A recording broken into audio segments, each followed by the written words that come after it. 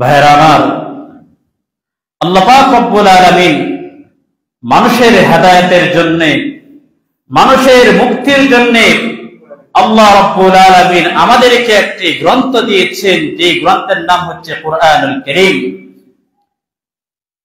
এই কুরআনুল কারীম হচ্ছে সর্বশ্রেষ্ঠ, সর্বকালীন, সর্বশেষ নবী সাইয়্যিদুল মুরসালিন খাতামুল আম্বিয়া মুহাম্মদ সাল্লাল্লাহু আলাইহি ওয়াসাল্লামের উপরে সর্বশ্রেষ্ঠ গ্রন্থ হিসেবে নাযিল হয়েছেন।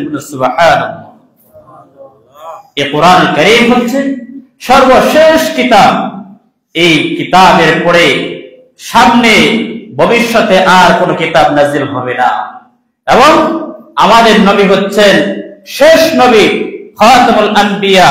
তিনি হচ্ছেন সর্বশেষ নবী, তারপরে আর ভবিষ্যতে কোন নবী আসবেন না। রিসালাত নিয়ে, নবুয়ত নিয়ে পৃথিবীতে আর কোন নবী পৃথিবীর বুকে আবির্ভাব ঘটবে না। চিরতরে নবুয়তের দরজা টোটাল বন্ধ হয়ে গিয়েছে।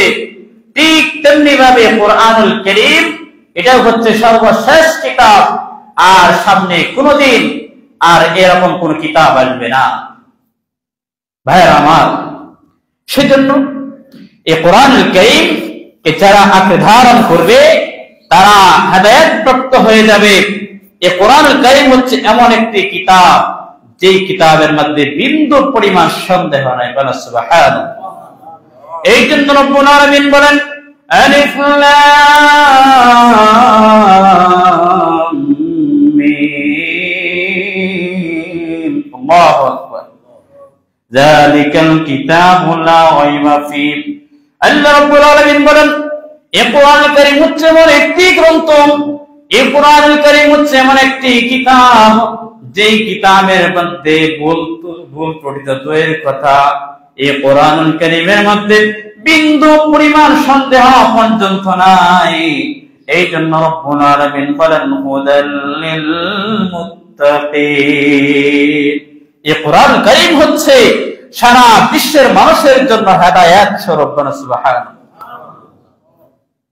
যারা কুরআনুল কারীমকে আঁকড়ে ধারণ করবে, যারা কুরআনুল কারীমের উপর আমল করবে, যারা কুরআনুল কারীমের উপরে জীবন যাপন করবে, আল্লাহ বলেন এরা হচ্ছে মুত্তাকি, আল্লাহর খাঁটি বান্দা। সুবহানাল্লাহ বলবেন না?